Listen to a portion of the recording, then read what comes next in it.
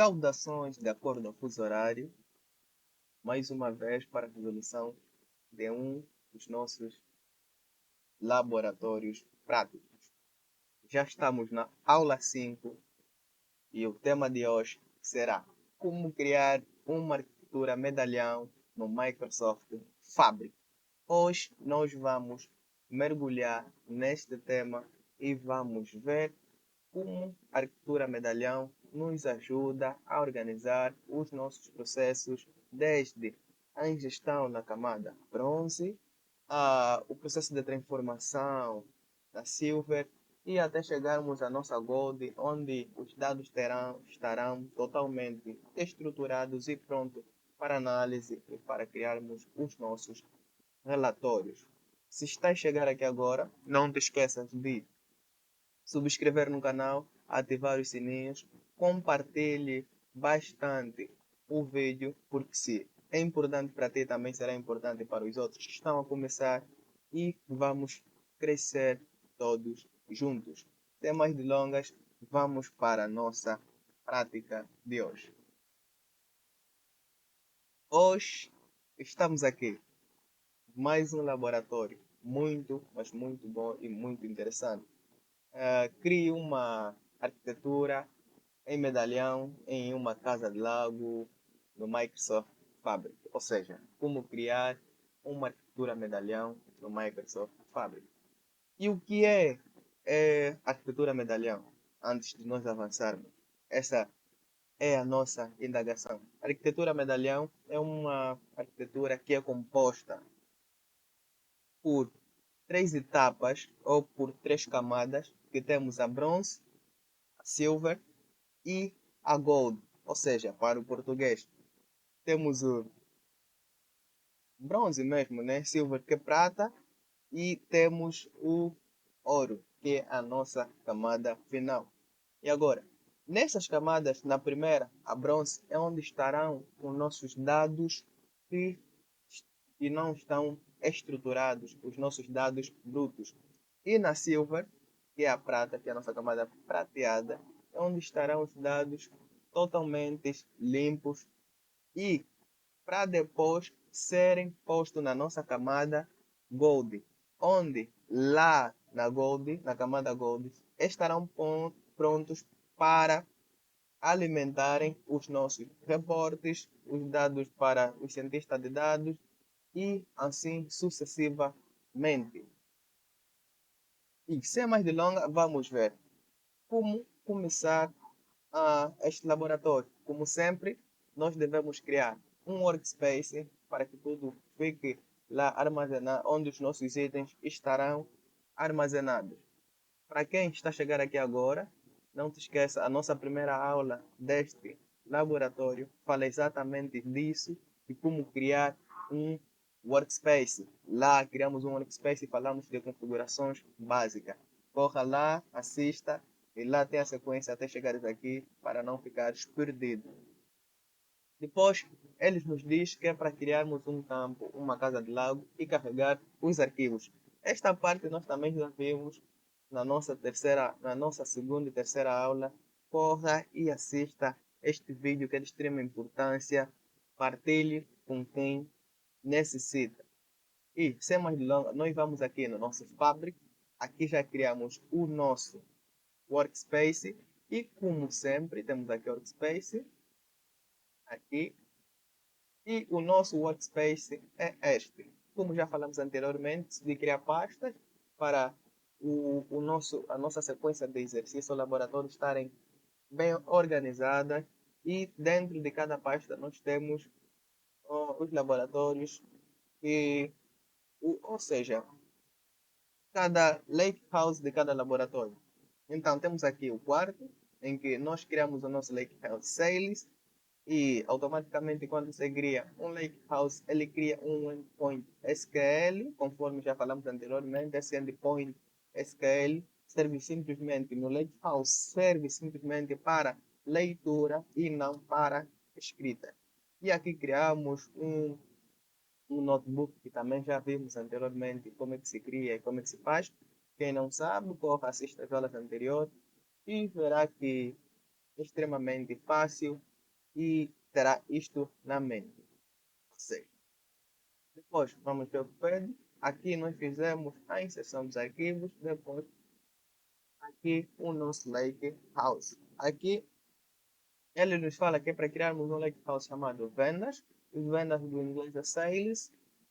Uh, Depois, na subpasta, ele nos pede para criarmos uma subpasta chamada bronze. E é o que aconteceu aqui. Nós criamos o nosso lake house chamado sales e nos files nós criamos uma subfolder ou subpasta chamada bronze. E dentro dessa bronze tem os arquivos que ele pediu que nós introduzimos. Esses arquivos que não estão estruturados e que vão passar pelo processo de limpeza, que vão passar pelo ETL. Ou seja, aqui estamos a fazer, já fizemos o processo ah, de ingestão, depois o processo de extração, que temos o ETL, que é extração, e nós extraímos os dados. Agora, no T, que é de transformação, nós vamos ver aqui o próximo passo.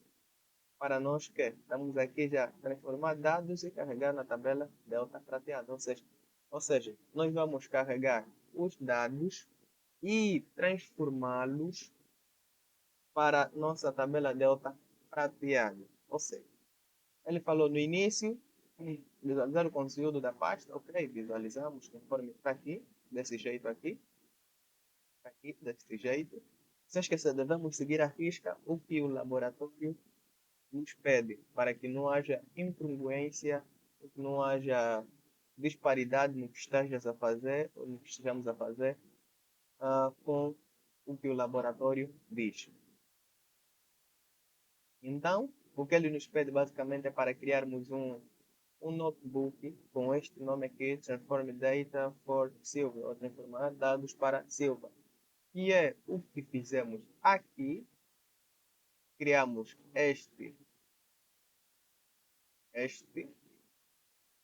criamos este notebook, depois vamos ver o que nos pede, aí muda o nome. Ok, aqui nos fala para ingerirmos esse código. Este código nos diz para criarmos o esquema da nossa tabela. Ok, os dados, aqui já estamos a começar a fazer a transformação, criar o esquema da nossa tabela. Então, nós depois de introduzirmos esse código aqui no nosso notebook, nós criamos o esquema da nossa tabela. A nossa tabela no princípio está assim, sem cabeçalho, com esses cabeçalhos desorganizados. Então, depois de nós executarmos este código aqui, onde a estrutura como o cabeçalho do Sales Order Number, Sales Order Line Number, Order Data, Consumer Name, Email, assim sucessivamente, nós temos aqui ele já com o esquema bem definido. Depois disso, executamos esse código aqui para adicionar as colunas displayed, created and modified, certo? Ok. Depois, nós adicionamos essa coluna com base a esse critério quando a order data for menor que esta data aqui, então nós vamos adicionar essa coluna.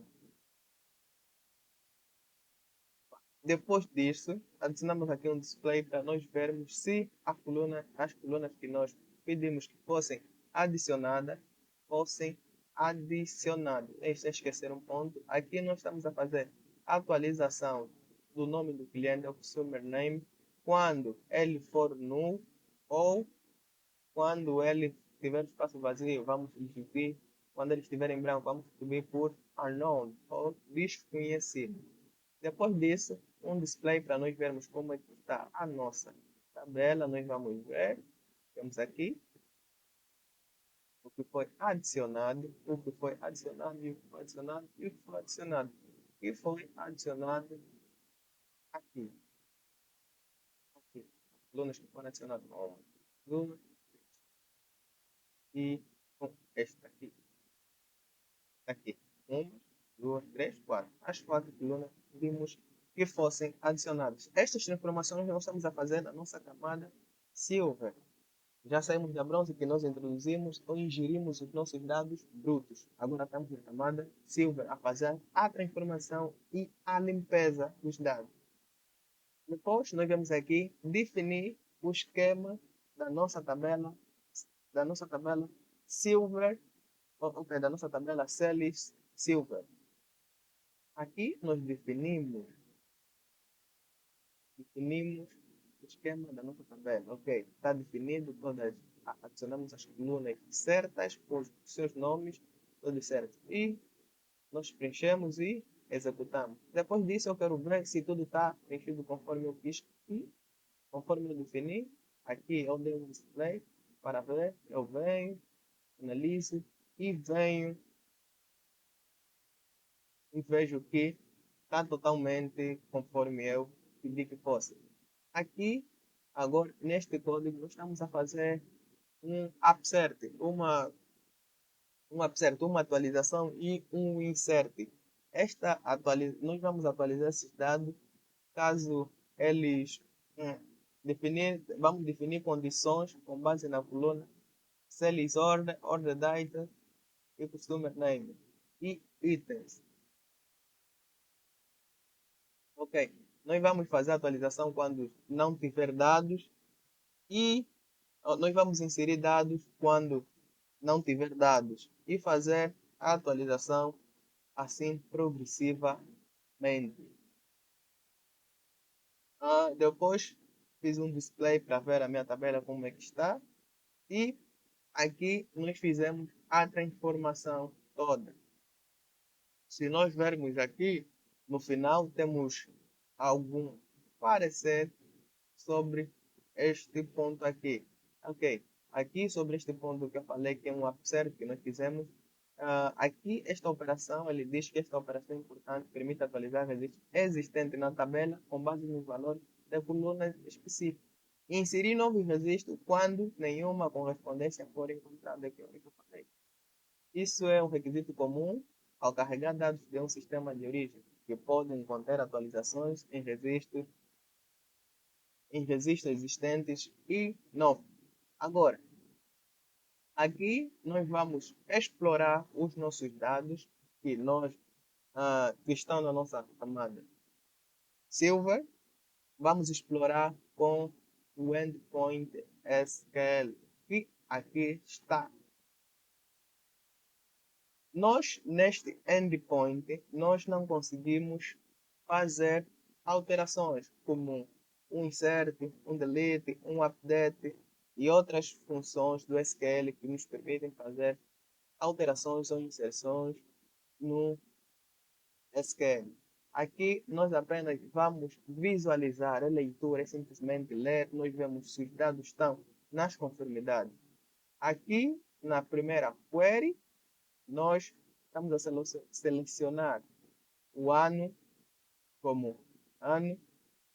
E aqui estamos a fazer a conversão da nossa quantidade de soma price, a conversão deste cálculo aqui, desta soma, que é o total sales, para decimal, com duas casas decimal, conforme aqui está. E depois, como sabemos, toda vez que temos uma função de agregação, é necessário que haja um group by. E nós estamos a agrupar por ano e ordenar por ano também. Depois disso, nós fomos visualizar os nossos dados conforme estão. Introduzimos esses códigos aqui e na outra query nós também temos uma consulta, selecionamos os 10 primeiros clientes e a soma da quantidade desses clientes aqui. E conseguimos ver que os clientes possivelmente venderam mais. E temos a consulta e aquele deixa um ponto. O endpoint da análise SQL ou sintaxe SQL, se estiver adaptando consultas de outro dialeto SQL, use top 10 em vez de limits. O que ele está nos falando o quê? Se nós viermos aqui, vamos tirar o top 10 e viermos aqui, escrever um limit de 10. Este código não vai executar. Vai executar, mas vai dar erro. Vai falar que tem erro na linha número 5. Então, aqui já vemos que o limite aqui não funciona. Aqui queremos utilizar algo parecido com o limite. Vamos utilizar o top para nos facilitar. Agora vamos ver que o código vai executar sem nenhum problema. Aqui, o resultado. É uma dica que fica aí. Agora, transformar dados para a camada ouro, ou seja, gold. Aqui nós vamos transformar os dados, fazer uma mais uma limpeza, como se você sente, não. Eu limpei os dados, mas eu preciso revisar ou relimpar para ver se tudo chegue lá conforme eu quero que chegue, totalmente limpo, sem nenhum erro. É basicamente fazer as últimas verificações. E para isto, nós vamos criar de novo um notebook que aqui está. Vamos criar um notebook. Vamos criar de novo um notebook. E ao criar este notebook, nós vamos carregar o DataFrame para começar a criar a Gold Layer. Ok, vamos pôr este código aqui. Spark, read vai ler a tabela, essa tabela Sales, DBO, e vamos ler a tabela Sales Silver. Ok, depois de executarmos este código aqui, ele vai estar aqui, executou sem nenhum problema, aí deu sucesso.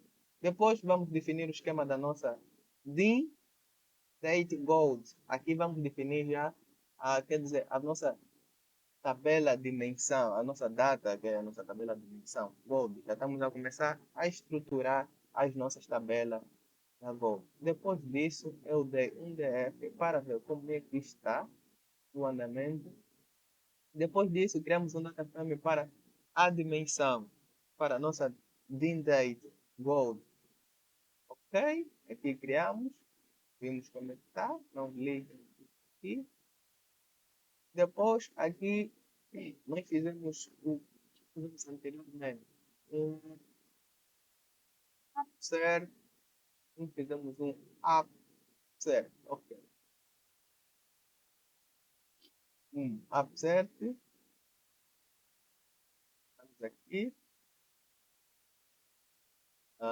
Depois disto, nós dei de novo um DF, um display para ver como é que está o andamento.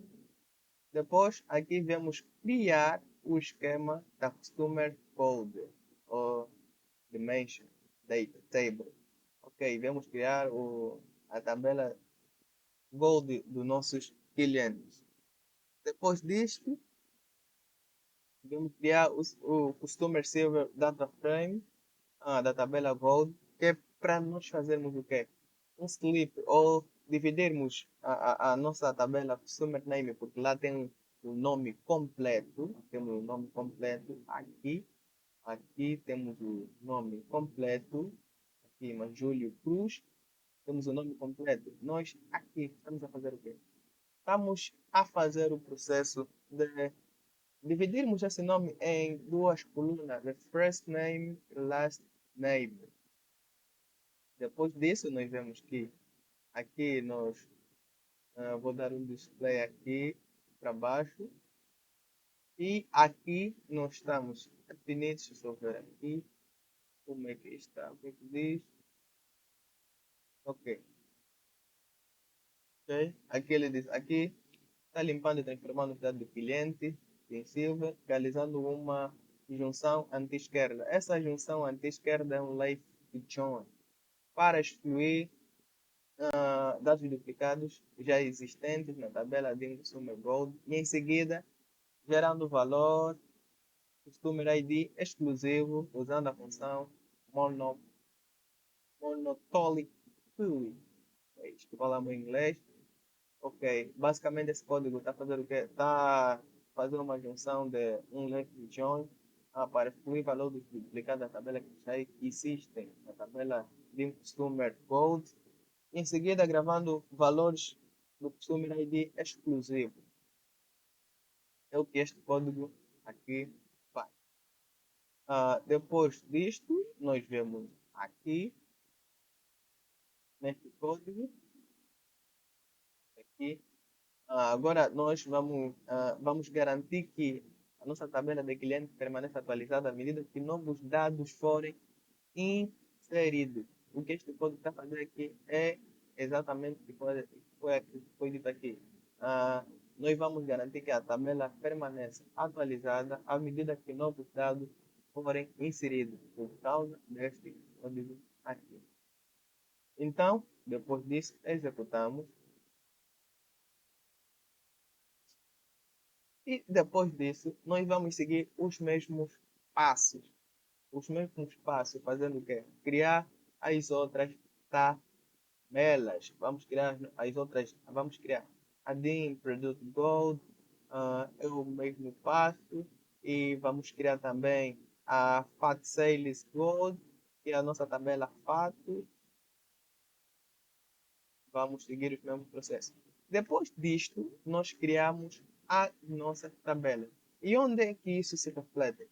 Nós vamos ver as nossas tabelas aqui na pasta Tables em DBO e temos as nossas tabelas criadas. Temos a DIN Customer Gold, a DIN Date Gold, a DIN Product Gold, a Fat Sales Gold. Essa é a Sales Silver que nós também acabamos criando para nos facilitar neste processo.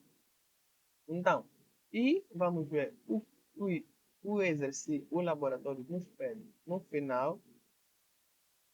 Vamos avançar, já paramos? Ok. Aqui tem uma parte opcional. Vamos criar, né? Sugere que criemos um modelo semântico. Ok. Sugestão e ainda há tempo, vamos criar um modelo semântico. E numa outra sessão, vamos, com certeza, né, ainda neste laboratório, e só para constar, os dados que aqui, esses dados que nós transformamos, refletem automaticamente no nosso Lakehouse.